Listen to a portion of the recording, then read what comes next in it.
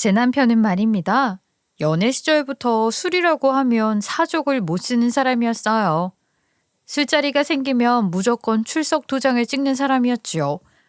그래도 연애를 하던 시절에는 말입니다. 제 눈치라도 보면서 마시기라도 했죠. 눈치를 보는 모습에 조금 희망을 가졌다고나 할까요? 결혼을 해서 같이 살면 더욱 제 눈치를 보고 살 것이라 생각을 했기 때문이었어요. 거기다가 결혼을 준비할 당시에 저와 손가락 꾹꾹 걸고 약속을 했던 것도 있었고요. 절대로 결혼 후에는 술을 마시지 않겠다고, 마시더라도 필름이 끊기지 않을 만큼 딱 적당히 기분 좋을 만큼만 마시기로 말입니다. 남편은 무려 저에게 각서까지 써서 들이밀었고, 결혼을 한 이후에는 정말 술이라는 것을 끊기로 결심을 했는지 노력하는 모습을 보여주었어요. 제가 남편이 술을 마시는 걸 왜 그렇게 진절머리를 쳤냐면요. 그냥 길에서 잠을 잔다거나 고성방가를 지르는 수준이라면 이 정도로 싫어하진 않았을 겁니다. 사람이 정말 술만 마시면 두 발로 걸어 다니는 개가 되었기 때문에 진절머리를 치면서 싫어했던 것이지요. 아주 조금의 화도 참지 못하고 욱하는 성질을 그대로 보여주었고, 술만 마시면 저와 다투고 다른 사람들에게까지 소리를 지르면서 무섭게 굴었어요. 길에 가다가 모르는 사람과 시비가 걸려서 싸움이 나는 경우도 있었고요. 아무튼 큰 사달이 날 것 같아서 못 마시게 한 것이었죠. 근데도 왜 결혼을 감행했냐고요? 정말 술이라는 것 딱 하나만 제외하고서는 너무나도 괜찮은 사람이었거든요. 벌이도 괜찮았고 술을 마시지 않을 땐 누구보다 저를 싹싹하게 챙기고 다정스러움까지 겸비한 남자였어요.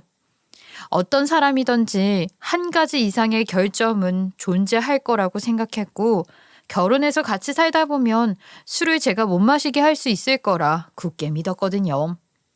아무튼 우리 남편은 결혼을 하고 나서 약속을 했던 것처럼 술을 끊고 운동도 시작하고 건실한 생활을 시작하더라고요. 저는 몇 개월 동안 남편을 지켜본 결과 문제를 일으킬 구석이 사라졌으니 평생 믿고 의지해도 되겠다 싶어서 바로 이 세 계획을 가지게 되었어요. 다행히도 나이가 젊은 편이라 그런 건지 저희에게는 아이가 바로바로 들어서서 둘이나 낳고 살 수 있게 되었지요. 여자분들은 아시겠지만 애를 둘이나 낳고 나니까 제가 살도 많이 찌게 되었고, 아이를 키우느라 남편이랑 대화도 많이 사라지게 되었어요.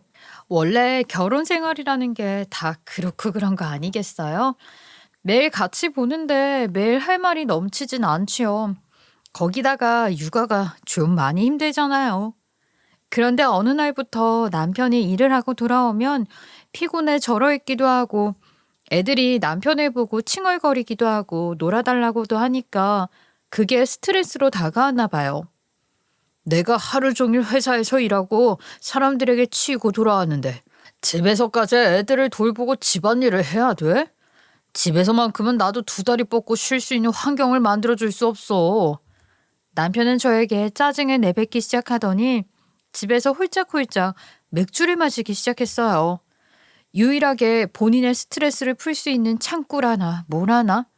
여기서 초장에 제가 맥주를 마시지 못하게 막았어야 했는데 말입니다. 맥주 한두 캔 정도로만 조절을 해서 마시는 남편을 너무나도 믿었던 거지요. 결혼해서 애를 둘 낳고 사는 동안 술로 사고를 친 적이 단 한 번도 없었고, 취한 상태로 들어오는 경우도 없었으니까요. 그래, 그렇게 스트레스를 받으면 집에서 한두 캔 마시는 거야 괜찮지. 너무 많이 마시지 말고 내일도 출근해야 하니까 일찍 자. 하지만 괜찮다고 냅뒀던 게 사달이 나기 시작한 건 얼마 지나지 않았어요. 이 왼수 같은 인간이 어느 날부턴가 회사에서 퇴근을 하고 나면 직장 동료들이랑 저녁을 먹으면서 반주를 걸치고 집에 들어오기 시작하더라고요. 처음에는 얼굴이 벌겋게 익어서 들어오는 정도였는데 나중에는 점점 몸을 가누지 못할 정도로 취해서 돌아오곤 했어요. 거기다가 한 달에 한 번 정도만 눈치 보면서 마시고 들어오더니 점점 빈도수가 잦아지면서 일주일에 한 번, 이제는 일주일에 3번 이상 술을 마시고 들어오더라고요. 술을 마시고 돌아와서 곱게 잠이나 쳐 자빠져 자면 제가 말을 꺼내지도 않았을 겁니다. 아이들의 체력을 어떻게든 소비시켜서 밤 9시에 재우는데 남편이 술에 취해 돌아오더라고요. 거기까지는 별 문제가 되지 않죠. 문제는 애들 방으로 기어 들어가서 다음날 학교에 가야 하는 애들을 깨우는 겁니다. 야, 이놈의 자식들아. 어디 아빠가 왔는데 쳐 자빠져 자서 자느라 인사도 안 해. 어? 이것들이 아주 가정교육을 어떻게 배워먹은 거야? 애들 자는데 뭐 하는 짓이야? 애들 내일 학교 가야 해서 지금 푹 자둬야 하는 거 몰라? 얼른 나와. 학교가 지금 애비보다 위에 있다는 거야? 나 때는 말이야. 우리 아버지가 저녁에 오든 새벽에 오든 벌떡 일어나서 인사드리고 다시 잤어. 애들 깬다니까. 겨우 잠들었는데 왜 이래? 술 취했으면 당신이나 곱게 자러 가라고. 여기서 난동 부리지 말고. 뭐라고? 난동? 애들이 누구한테 교육을 잘못 받았나 했더니 내 눈앞에 있었구만. 다들 일어나서 인사하지 못해? 남편이 소리를 지르면서 애들을 툭툭 거느리니까 잠이 들었던 아이들이 잠에서 덜 깬 얼굴로 일어나서는 짜증을 부렸어요. 그 모습을 본 남편은 더욱 화가 났는지 애들에게 소리를 지르면서 훈계를 빙자한 술주정을 부렸어요. 어디 하늘 같은 아버지가 인사 좀 받겠다고 깨우는데 짜증을 내면서 일어나? 니들이 누구 돈으로 먹고 입고 사는 줄 알아? 고작 초등학교 저학년인 아이들에게 그렇게 말을 한다고 애들이 감사합니다. 은혜 갚으면서 살겠습니다. 효도할게요. 하겠냐고요. 저는 겨우 재운 아이들이 일어나서 우는 모습을 보고 속이 답답해서 남편의 등짝을 때리며 화를 냈지요. 이 화상아. 술을 처먹었으면 곱게나 처먹을 것이지 왜 이러는 거야? 내가 당신한테 많은 걸 바랐어? 들어가서 발 닦고 잠이나 자라고. 애들은 졸려 죽겠는데 남편이 화를 내고 소리를 지르니까 잠을 제대로 자지 못했고 다음날 학교를 가서도 당연히 일상에 지장이 생기기 시작했어요. 남편의 그런 모습 때문에 저도 스트레스를 받고 아이들도 스트레스를 받고 자연스럽게 아이들이 남편을 피하기 시작하더라고요. 아이들이 아무리 어려도 본능으로 느낄 건 다 느끼지 않겠어요? 남편이 좋지 않은 모습만 보이는데 애들도 당연히 기피하게 되는 거죠. 하지만 남편은 그런 아이들을 보면서 잘해줄 생각은 하지도 않고 잔소리와 핀잔을 더 늘어놓기 시작했어요. 돈 벌어와서 지들 좋은 거 먹이고 입히고 공부시켜줬더니 감히 하늘 같은 아버지를 무시해? 이것들이 아주 편하게 살아서 감사한 걸 모르지? 제발 그만 좀 해. 애들이 뭘 안다고 붙잡고 핀잔을 주냐고. 예쁘다 하기에도 모자란 시간에 화만 내고 있는데 애들이 가까이 가고 싶겠어? 아우, 술 냄새. 당신이 맨날 나한테 화를 내니까 애들도 나를 우습게 여기는 거 아니야. 당신이 나를 하늘처럼 떠받들여 줬으면 애들도 당연히 따라했겠지. 허구한 날 술을 처먹고 오는 마당에 뭘 어떻게 떠받들여줘. 피곤하게 하지 말고 제발 곱게 자라고. 결혼할 때 썼던 각서 찾아와? 그깟 종이 쪼가리. 법적 효력도 없는 걸 가지고 뭘 어쩌겠다고. 애들이 술 냄새가 지독해서 피하는 줄도 모르고 남편은 옷에 술이라도 쏟은 사람처럼 들어와 아이들을 못살게 굴었죠. 가장의 위험을 운운하면서 졸려서 눈을 비비는 아이들을 데리고 훈계를 하려고 하는데 그럴 때마다 제가 등짝을 때리며 남편을 방으로 밀어 넣었어요. 제발 우리 남편이 정신을 좀 차리면서 살게 해달라고 세상에 존재한다는 모든 신께 기도를 드린 것 같네요. 거기다가 애들이 공부를 꽤 잘하는 편이었는데 초등학교 저학년 때는 사실 학교 진도만 잘 따라가도 곧잘 하잖아요. 꼭 100점을 받아와야 하는 것도 아니고 100점이 중요하게 취급되는 학년도 아닌데 남편은 100점을 받아오지 못하면 회초리를 들기 시작했어요. 고학년도 아니고 저학년인데 회초리를 들고 엄격하게 대하니까 아이들이 매일같이 울면서 아빠 싫다고 하더라고요. 근데도 왜 이혼을 하지 않았냐고요? 남편이 술에서 깨면 매일같이 잘못했다고 빌었거든요. 게다가 술을 먹지 않았을 때는 누구보다 다정하고 누구보다 듬직한 아빠이자 남편이었고요. 저희 가족의 생계를 전부 짊어지고 있기도 했으니까요. 한 번은 술을 먹고 큰 사달을 내겠다 싶었는데 아니나 다를까 정말로 그런 일이 벌어지고야 말았어요. 십수년을 다녀온 회사에서 남편이 글쎄 술을 먹고 큰 실수를 저지르게 된 것이었지요. 그날도 어김없이 퇴근을 한 후에 회사 동료들과 함께 술을 마셨는데 평소 불만이 있었던 회사 상사한테 가서 꼬장을 제대로 부린 겁니다. 상사도 술이 얼큰하게 취한 건지 뭔지 열이 받아서 맞받아치기 시작했고 고성이 오가다가 주먹 다짐까지 하게 된 것입니다. 여기서 가볍게 서로 밀치는 정도만 싸웠으면 모르겠지만 점점 더 격해지는 바람에 결국 경찰서까지 가게 되었고요. 또 거기서 멈췄어야 했는데 술을 먹고 정신을 놓아버린 남편은 평소 자기가 무시당한다고 생각했던 거래처 사장에게까지 전화를 걸어서 난리를 친 거죠. 너도 나 무시하는 거 잘 알고 있지? 우리 팀장이랑 뒷동거래하면서 호영유자 하는 거 나 다 알아. 아니야? 내가 아주 싹 고발할 거야. 자기보다 한참 늦게 들어온 사원들에게까지 일일이 전화를 걸어서 당장 경찰서에 와서 자기를 꺼내주라는 등 전부 다 술을 과하게 먹고 필름이 끊어져서 벌인 일이었어요. 늦은 시간까지 전화를 받고 봉변을 당한 거래처 사장부터 시작해서 사원들까지 전부 회사에 불만을 접수하게 되었고요. 회사에서는 남편의 작태를 그냥 넘어가서는 안 된다며 좌천을 시켜버린 거죠. 그것도 지방에 있는 관리도 안 되는 공장 현장직으로 말입니다.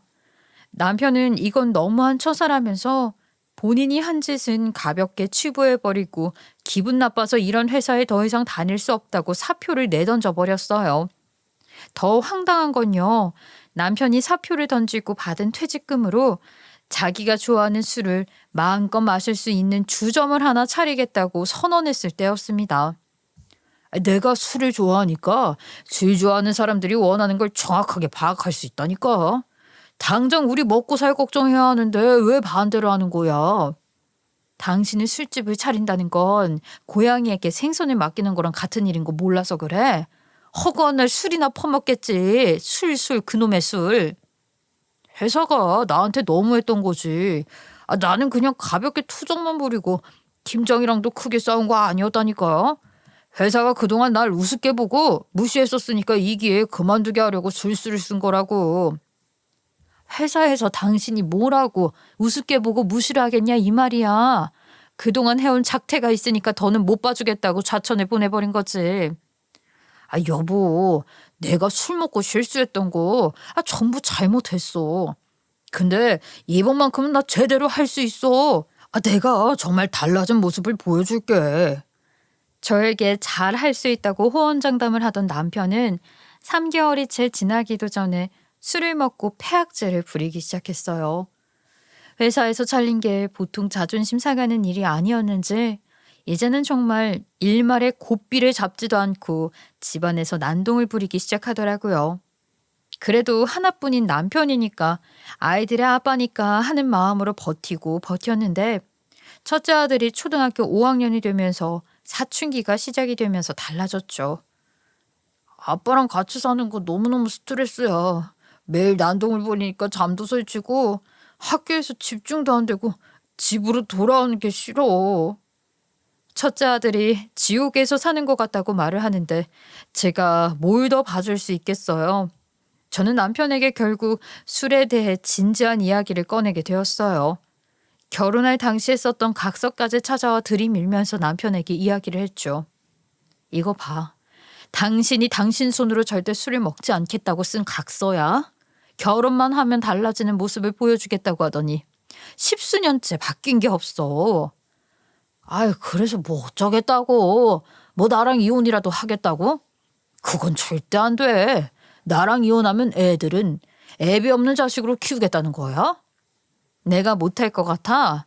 당신이 이렇게 계속 변함없이 술을 마신다면 당연히 나는 당신이 버리고 애들만 챙겨서 나갈 거야. 와, 당신 진짜 배신이다. 내가 월급 따박따박 줄 땐 이런 소리도 못하더니 결국 너도 내가 회사를 다니지 않아서 무시하는 거 아니야? 물론 남편이 월급을 따박따박 줄 땐 저도 이혼까지 생각하진 않았죠. 그래도 생계를 책임지고 있는 집안의 기둥이자 가장이었으니까요. 하지만 주점을 차린 이후에는 상황이 많이 달라졌어요. 주점에는 손님도 없고 매일 파리만 날렸거든요.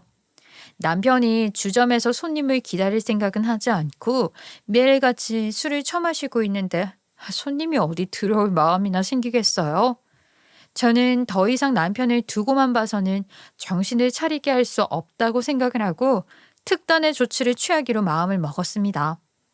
당신이 술을 끊고 제대로 정신을 차릴 때까지 애들 데리고 친정에 있을 테니까 술 끊고 나면 말해. 지금 나랑 별거를 하겠다는 거야? 어떻게 결혼까지 해서 부부로 산 시간이 있는데 별거를 하자는 소리가 쉽게 나와? 별거 안 하면 매일같이 폐악질을 부리는 당신 꼴을 참으면서 살라는 얘기야? 애들도 스트레스 받아서 미치겠대. 집에 돌아오기가 싫다고 하더라. 내가 이혼 서류 들이밀지 않는 것만으로도 감사하게 생각하면서 살아? 술 끊으라고. 그러면 내가 뭐 고개라도 숙이고 잘못했다고 기어 들어갈 줄 알아? 당신 마음대로 해. 어디 한번 집 나가서 잘 살아보라 이거야. 남편은 자존심만 센 사람이라서 그런지 제가 별거를 하겠다고 이야기를 하니까 차마 저를 붙잡지 못하고 집 나가서 살아보라고 고래고래 소리를 지르더라고요. 저는 아이들 둘을 챙겨서 친정으로 들어오게 되었는데 저희 친정엄마는 아버지와 사별하시고 혼자 산 시간이 꽤 되었어요. 나이를 먹으니 혼자 사는 것이 적적했는데 손주들이랑 같이 살면 오히려 시끌벅적하고 좋겠다면서 기쁜 마음으로 저와 아이들을 받아주셨지요. 물론 별것까지 하게 된 속사정을 듣고는 많이 마음 아파하셨지만 오히려 저에게 잘했다면서 제 선택을 존중해 준다고 하셨어요. 그래, 너와 십수년을 얼굴 맞대고 살아온 사람인데 그렇게 쉽게 이혼을 하겠다는 말이 나오지 않을 수밖에. 아유, 그동안 김서방이 싫은 모습만 보여줬던 것도 아니고 이제라도 정신 차리고 제대로 살아보겠다고 하면 받아줘야지. 우리 손주들 애빈데 말이야. 친정엄마와 함께 사는 생활은 정말로 행복 그 자체였어요. 그동안 남편이 보여주었던 모습은 애들 교육상 좋지도 않은 모습이었고 애들에게도 그런 모습을 보여주는 게 양심에 찔리곤 했었거든요. 술을 먹고 개가 된 남편의 모습을 어느 누가 기꺼이 예쁘다 해줄 수 있겠어요. 아이들은 남편과 부딪힐 일이 없자 마음의 안정을 빠르게 되찾을 수 있었고요. 오죽하면 저에게 아빠랑 같이 살기 싫다고 평생 할머니랑 살고 싶다는 이야기까지 하더라고요. 저는 남편에게 아이들이랑 잘 지내고 있으니 술을 끊고 나면 연락을 해라. 술을 끊어야지만 집으로 다시 들어가겠다고 엄포를 놓았지요. 처음 별거를 시작했을 때 우리 남편은 혼자 지내니까 술도 마음껏 먹을 수 있고 자유를 얻었다는 생각이 들었는지 아주 살만 난다고 하더라고요. 자존심에 제가 없어서 불편함을 느끼는 점은 아예 꽁꽁 숨기고는 너무너무 좋다고 징직에 이럴 걸 그랬다며 큰 소리를 뻥뻥 쳤어요. 하지만 딱 6개월이라는 시간이 지나니까 저에게 슬그머니 언제쯤 집으로 돌아올 거냐고 물어보더라고요.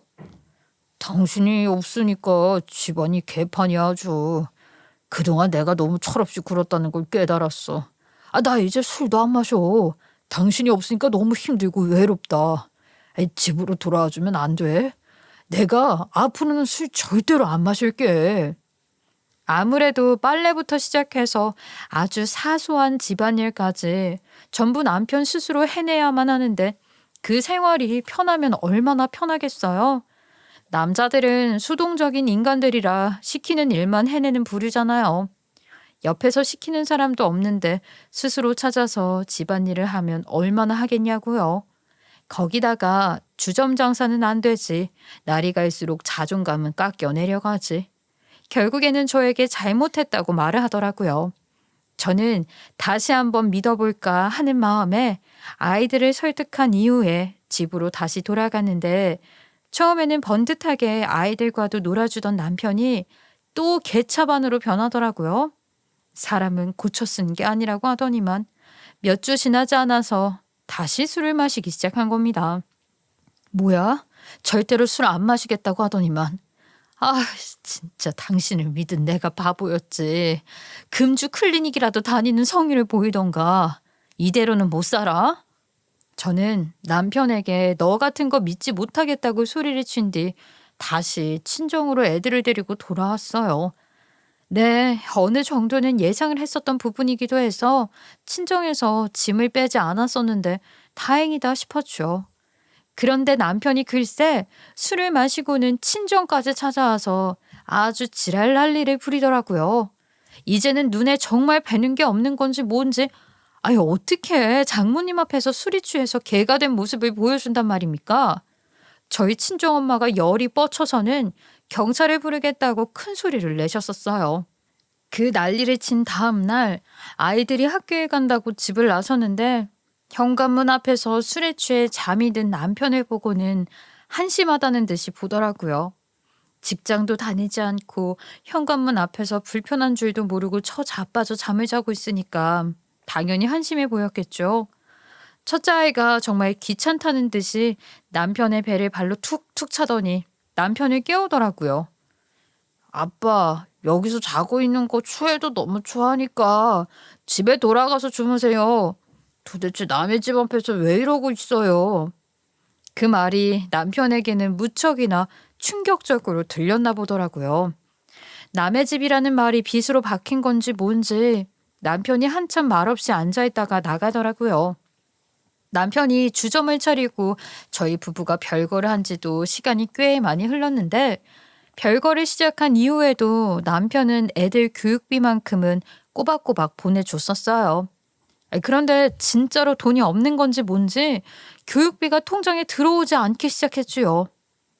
애들 교육비만큼은 잊지 않고 보내주더니 왜 몇 달째 소식이 없어? 당신이 최소한의 아빠 노릇은 해줘야 하는 거 아니야? 나도 돈이 있으면 보냈지. 지금 주점 망하기 일부 직전이야. 빚까지 생길 것 같은데 내가 무슨 돈이 있어서 애들 교육비를 보내. 그러길래 내가 고양이한테 생선을 맡기는 격이라고 했잖아. 그럼 가게 보증금이라도 빼서 보탤 생각을 해야지 뭘 하는 거야. 가게 보증금이 남아있을 것 같아. 가게에는 파리만 날리고 월세도 못 내고 있는 시점에 보증금도 다 까먹었지.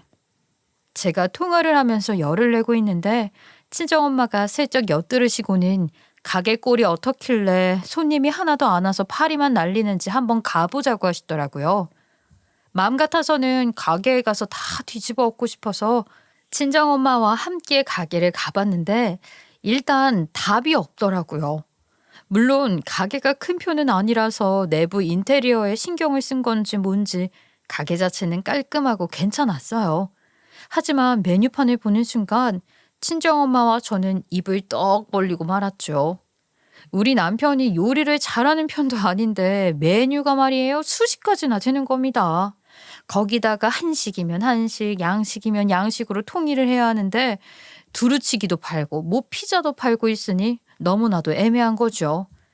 장사를 해보셨으면 아시겠지만 가짓수가 많으면 많을수록 재료를 엄청나게 사둬야 하고 손님이 없어 유통기한이라도 지나게 되면 전부 폐기 처리를 해야 하잖아요. 그거는 장사를 안 해본 사람들도 기본적으로 생각할 수 있는 부분 아닌가요?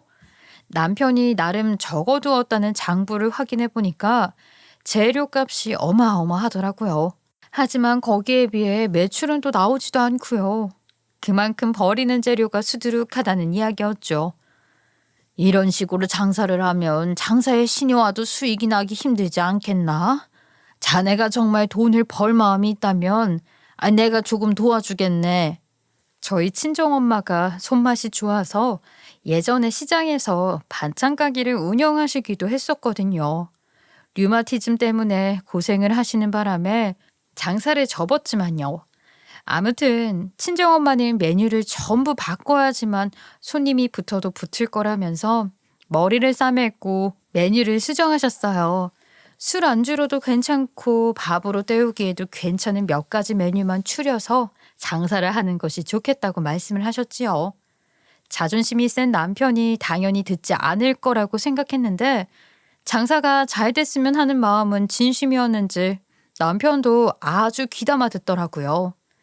인테리어 자체는 세련돼서 손을 볼 필요는 없었지만 한식집에 더 어울리는 우드톤 분위기라서 친정엄마는 고민 끝에 메뉴를 수정하셨습니다.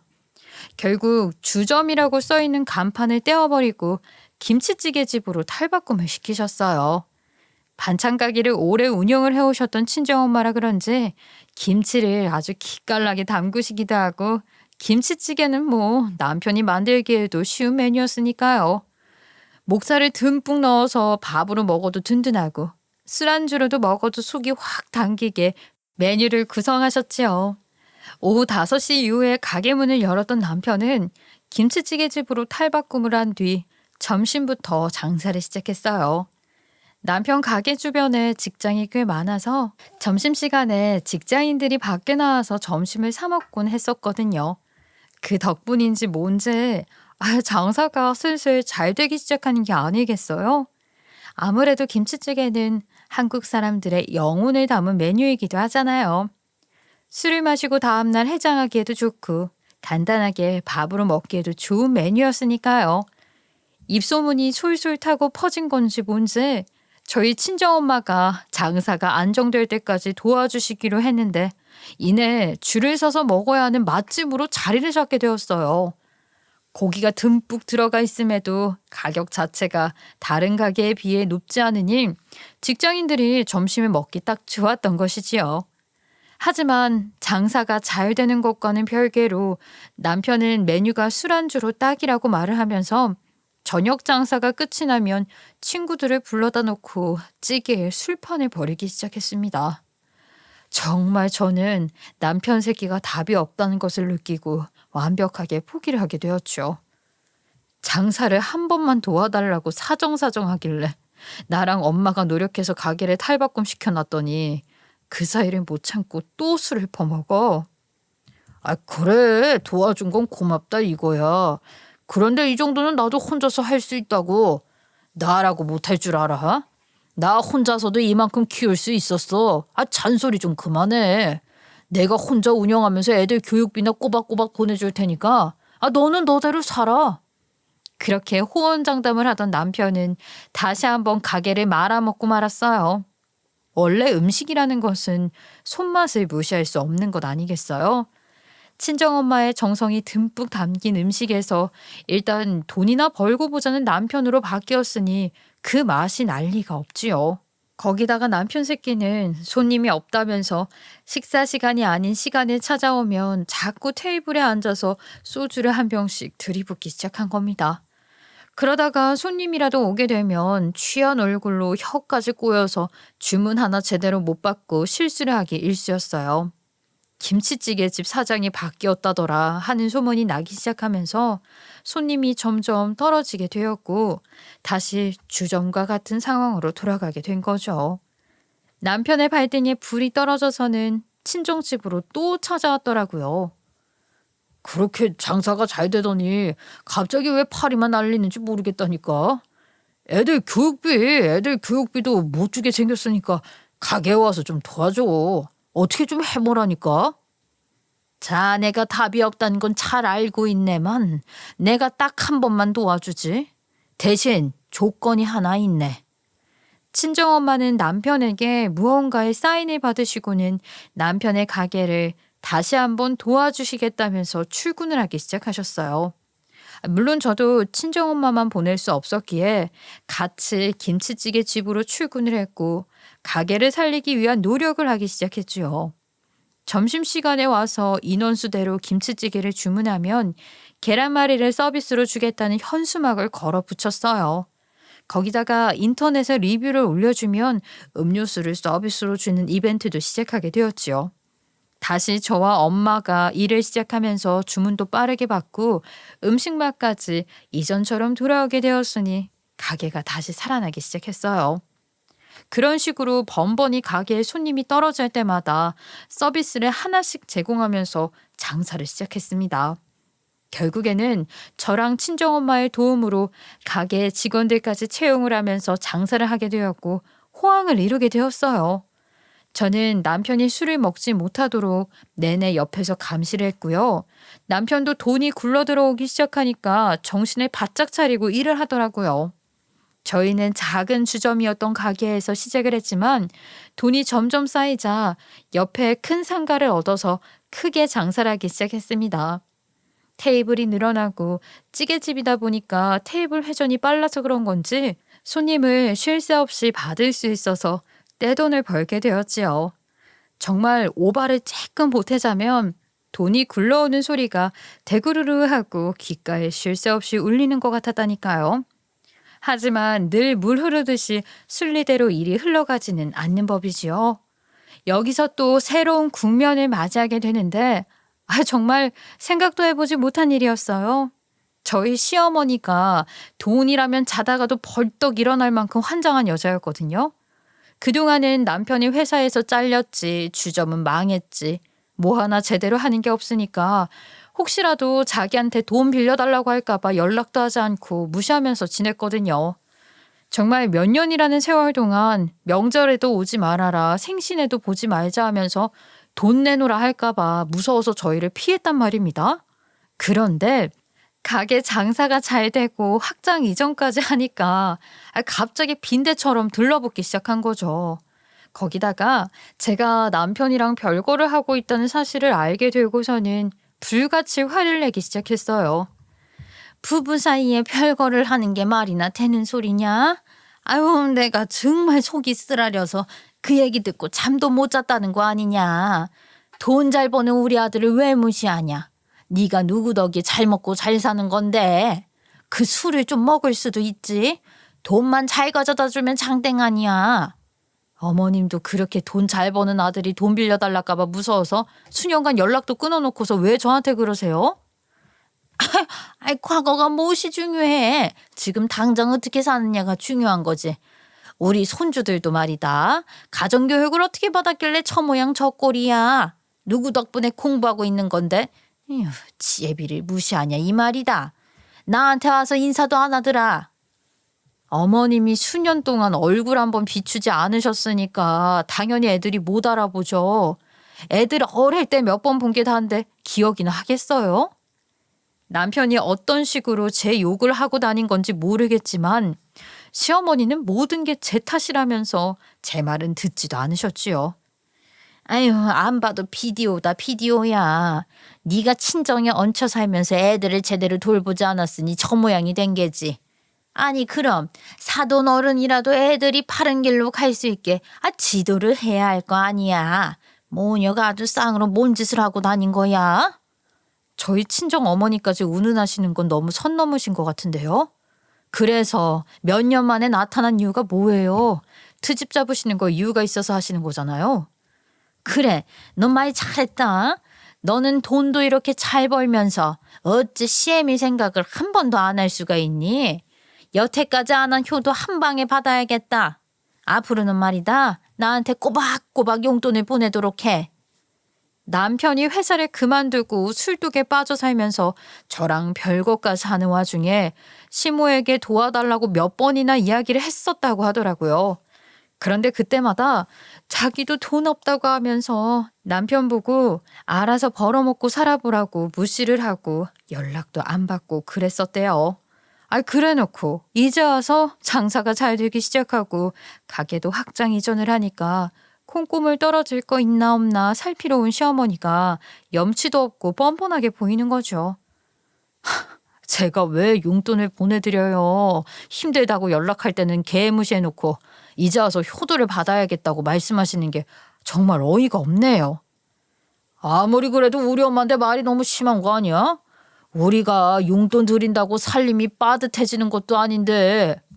가재는 개편이라고 그렇게 무시를 당했음에도 불구하고 본인 엄마라며 챙겨드리자고 말을 하는 남편이 반푼이처럼 보였어요.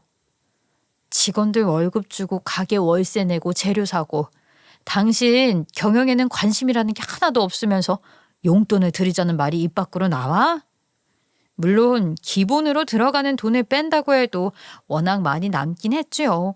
그래도 우리 아들들이 공부를 곧잘 하는 편이었고 교육적인 지원도 빵빵하게 해주고 싶고 유학도 보내고 싶은 게 부모 마음 아니겠어요? 벌써 중학생인데 미래를 위해서 그 정도 투자는 해줘야 한다고 생각을 했고요. 돈을 모아서 아들들에게 쏟아부어도 모자랄 판에 누구에게 용돈을 주자고 옆구리를 찌르는 건지 한숨이 절로 나왔죠. 알겠어요.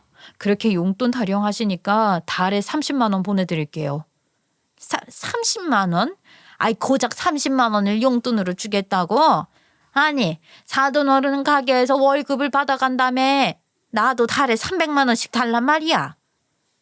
저희 친정엄마는 가게에서 하루 종일 일을 하고 계시니까 당연히 월급을 받아가시는 거죠. 그럼 나도 내일부터 여기로 출근할 테니까 월급으로 달라 이 말이야. 저기 보니까 직원 구한다고 붙여놨던데 내가 와서 일을 하마?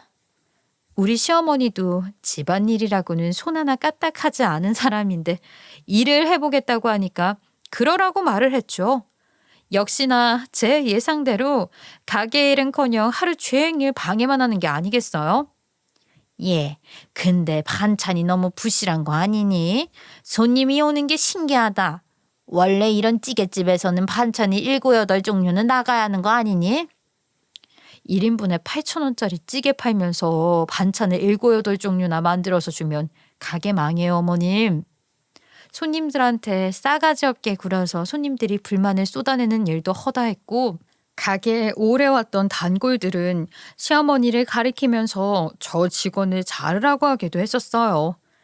시어머니는 테이블 한켠에 앉아서 하루 종일 TV만 보고 손님 응대도 제대로 하지 않았고요. 어머님, 이런 식으로 하실 거면 내일부터 나오지 마세요. 뻔히 직원 앞치마 메고 손님이 왔는데도 TV만 보고 계시면 어떡해요? 당연히 월급도 없어요. 나보고 나오지 말라고? 무슨 배짱으로 시애미한테 그런 소리를 하는 게야? 월급을 왜 안 줘? 왜? 내가 일주일이나 와서 일을 했는데? 너 지금 나를 종 취급하는 게야? 내가 네 입맛대로 부려먹을 수 있는 사람인 줄 알아? 씩씩거리면서 앞치마를 던지고 나가버린 시어머니는 정확히 일주일 뒤에 당당한 모습으로 가게를 찾아왔어요. 남편은 식재료를 옮기고 있었던 와중이라 잠시 자리를 비운 상태였는데 저에게 오더니 뭔 종이 하나를 들이밀더라고요. 뭔가 싶어서 뒤집어서 차근차근 읽어보니까 황당하게도 이혼 서류더라고요. 이게 뭐예요? 이혼 서류? 지금 저랑 남편 이혼하라고 이 서류 작성해서 오신 거예요? 그래, 거기 도장만 찍으면 되게 내가 다 적어놨다. 그만 내 아들 식당에서 손 떼고 나가는 게 좋겠다 이 말이야. 여기 월 순수익이 얼만데 나한테 돈 주는 게 아까워서 고작 30만 원으로 퉁을 치려고 해. 내가 일주일 동안 곰곰이 생각을 해보니까 말이다. 우리 아들이 너랑 이혼만 하면 이 돈이 다 내 거 아니겠냐. 우리 아들 옆구리에 딱 끼고 살면서 같이 호의호식하면서 살라고 그런다. 너네 어차피 별거 중이라는데 짐 뺄 것도 없고 서류만 정리하면 되니까 얼마나 간단하고 좋냐. 딱이지 뭐야. 제가 기가 막혀서 코웃음이 저절로 나오더라고요. 피식 소리를 내니까 시어머니가 깔깔거리면서 지금 실컷 웃어두라고 하더라고요.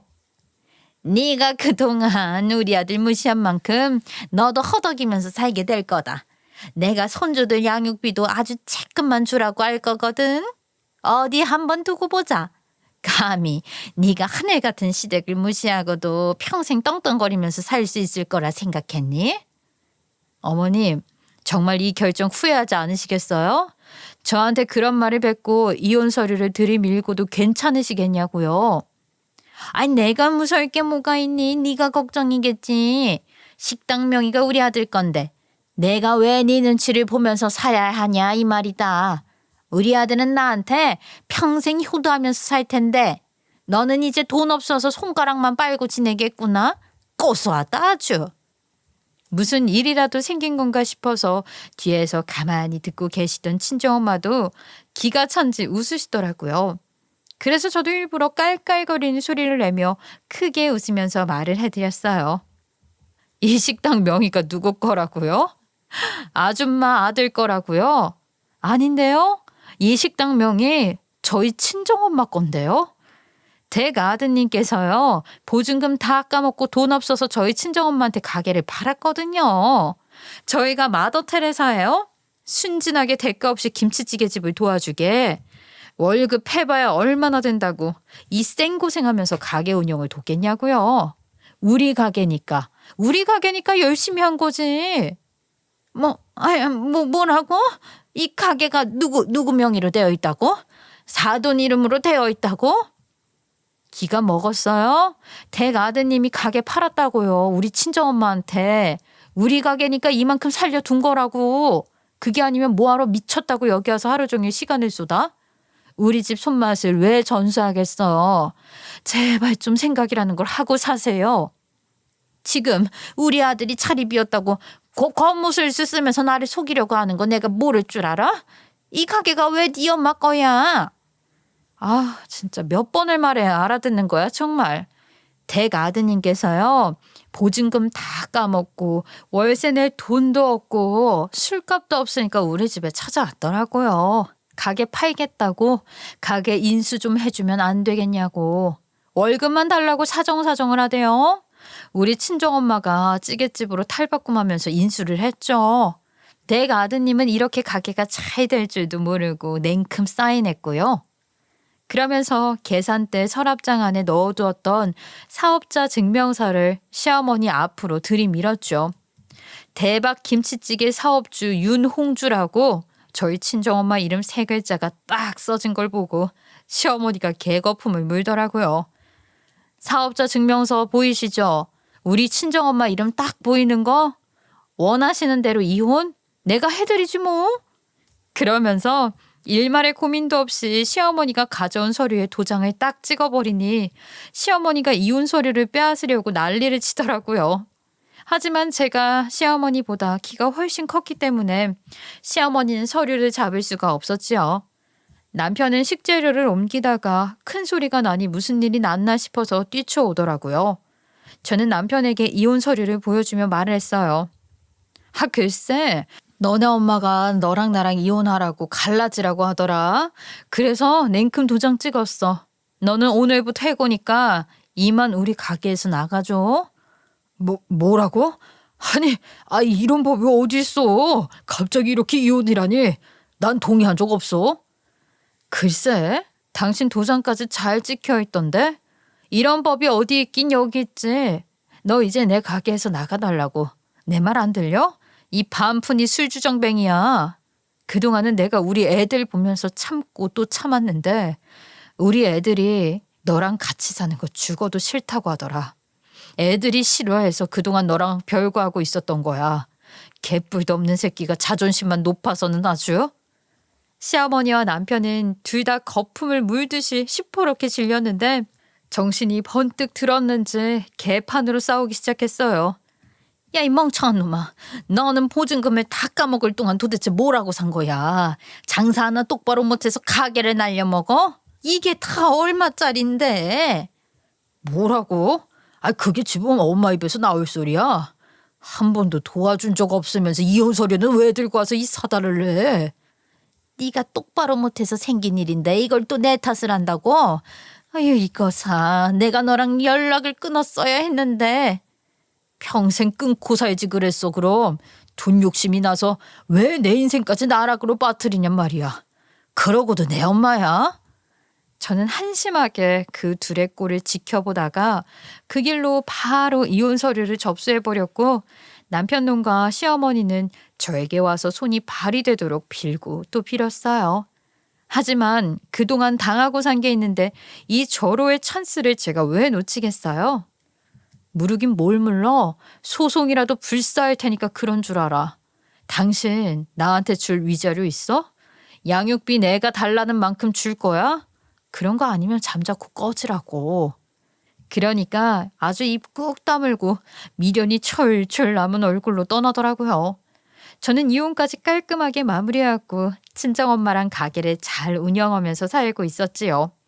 근데 글쎄 그게 그렇게 억울했나 보더라고요. 이혼한 남편과 이전 시모가 일이 마무리된 지 6개월쯤 지나서 한창 바쁠 시간에 가게에 찾아왔더라고요. 여기는 뭐 좋은 꼴 볼 게 있다고 찾아왔대요. 소금 뿌리기 전에 나가는 게 좋을 것 같은데. 그냥 밥 먹으러 온 거니까 김치찌개나 2인분 줘. 내가 당신들한테 음식 내어주기 싫은데 손님으로 왔다고 하니까 이번엔 줄게. 대신 돈은 2배로 받을 거야. 그러더니 코웃음 치면서 주문을 하고 기다리더라고요. 음식을 가져다 주니까 조용히 먹기 시작했어요. 그런데 한 5분 지나니까 갑자기 이전 시어머니가 깍 소리를 내면서 벌떡 일어나서 난리 부르스를 추더라고요. 무슨 일인가 싶어서 가까이 가보니까 시어머니 무슨 연극 배우라도 된 것 마냥 소리를 치면서 발광을 하는데 음식에서 벌레가 나왔다고 하는 겁니다. 이 가게 위생모야 아주. 어떻게 음식에서 이런 게 나올 수가 있어. 절대로 돈 주고 사 먹으면 안 되겠네. 아주 더러워 죽겠어. 가게 식사를 하고 있는 사람들 전부 들으라는 식으로 말을 하는데 어이가 없더라고요. 제가 위생만큼은 엄청나게 신경을 쓰고 있는데 이물질이 나왔다고 하시는 CCTV를 돌려볼게요. 그 말에 당연히 전 남편과 이전 시어머니는 헉소리를 내더라고요. 원래 저희 가게에 CCTV가 없었거든요. 이혼을 한 뒤에 저놈이 술을 처먹고 찾아와서 난동이라도 부릴까 봐 무서워서 CCTV를 달아놓고 대비를 하고 있었거든요. 바로 경찰 불러서 CCTV 확인해봤는데 아니나 다를까 이전 시어머니가 준비해온 통에서 이물질을 쑥 집어넣는 게 딱 포착이 된 거죠. 아니, 다 큰 어른이 무전취식을 하려고 이런 짓을 합니까? 별의별 사람이 다 있다고 말로만 들었지 실제로 본 건 처음이네요. 이거 영업 방해로 고소해도 되죠? 명예훼손도 적용 가능한가요? 적용할 수 있는 법은 총동원해서 저 사람들 아주 콩밥 먹여주세요. 제가 고소를 운운하자 이전 시어머니 전 남편은 둘 다 고소하지 말아달라고 앞으로는 얼굴도 안 비추겠다고 읍소를 하더라고요. 애들을 보여달라는 소리도 안 하겠다면서 고소만은 절대 피해달라고 사정사정을 하는데 어이가 없더라고요. 고작 벌금 때문에 아이들까지 보지 않겠다는 말이 나오다니요. 경찰이 저를 보고 어떻게 할 거냐고 물어보는데 제가 부정도 없는 놈을 뭐 한다고 봐주겠습니까? 바로 고소 때려버렸습니다. 당연히 영업방해죄가 인정되어서 벌금형을 받았고요. 저에게 손해배상을 청구하라는 판결이 나왔어요. 지금은 뭐하고 사는지 관심도 없어서 모르겠는데 저에게 양육비며 뭐며 꼬박꼬박 보내고는 있어요. 저는 여전히 친정엄마와 아이들과 함께 살면서 가게 운영 잘하고 있고 똑똑한 우리 첫째 아들은 조만간 유학길에 올릴 예정입니다. 여러분들은 현명하시니까 저와 같은 삶을 살진 않으시겠지만 분리수거도 안 되는 쓰레기는 하루빨리 치워버리시길 바라고 저의 이야기 끝까지 들어주셔서 감사합니다.